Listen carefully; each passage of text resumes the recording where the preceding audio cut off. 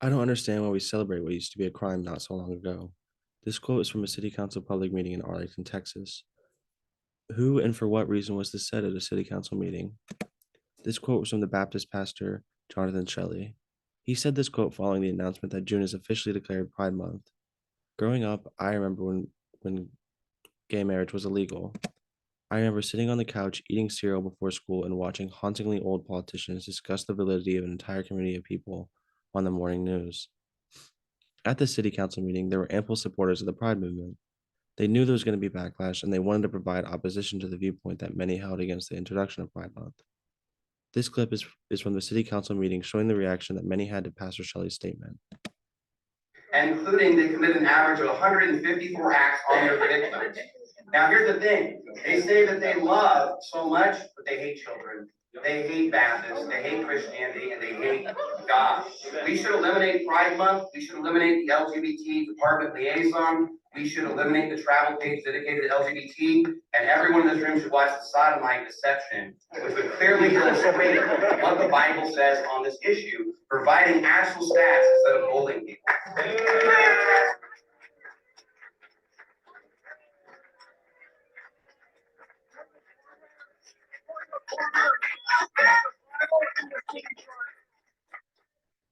Bible in the city charter.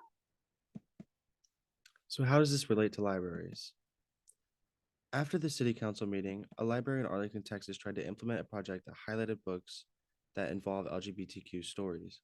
This was quickly shut down, and backlash was immediately started. The first issue that many state about this is that it is wrong to censor people's stories just because they are different. Shutting down this display in the library is absurd because there are thousands of books in libraries involving stories from a heterosexual perspective. Libraries should be an unbiased source that provide books to the community for free. Many supporters of banning LGBTQ books argue that it is needed to protect children from sexual themes. That argument makes no sense when looking at what books are banned for on a percentage basis. Homosexual stories hold the largest percentage of banned books in the United States, while books being banned for sexual content is only half as prominent. Letting political figures determine what libraries can and can't provide enables them to have control over what people are reading.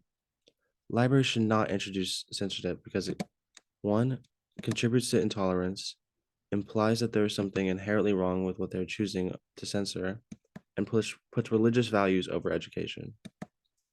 Many argue that the inclusion of these books goes against what has been stated in the Bible. This is also another absurd point due to the lack of importance of the Bible in the Arlington Library. There is no relationship between this library and a religious viewpoint, so they would have no need to push these ideas. Many religious viewpoints are non-hateful and support progress in the Pride movement, but a vocal population of religious members in Texas supported the banning of Pride books to, quote, protect what they believe the religion represents. One of these quotes stated that children's books shouldn't be used for adult agendas. This quote highlights how this argument is absurd due to the underlying implication that there's an agenda behind the LGBTQ education. This type of thinking can be regressive and lead to hatred being reinforced against the community. This type of thinking is also dangerous for children and can lead them to thinking that there's something wrong with being gay. A quote from an Arlington resident during the city council reading was as such: "If a child is taught that something is evil and they see it within themselves, they will grow up with shame." Growing up, there's always been backlash against the growing acceptance of pride. Many people still believe that educating children about pride through books in libraries is dangerous or wrong. This type of thinking has been on the decline, but there is still a vocal group of people who are opposed. This is highlighted in the shutting down of the Pride display in Arlington, Texas. This also shows how power was misused and how libraries can overstep their boundaries for the personal beliefs of a set of people.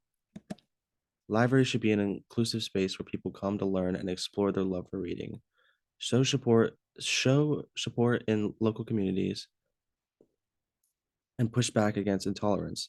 Libraries should especially be protected because they are a massive source of free information.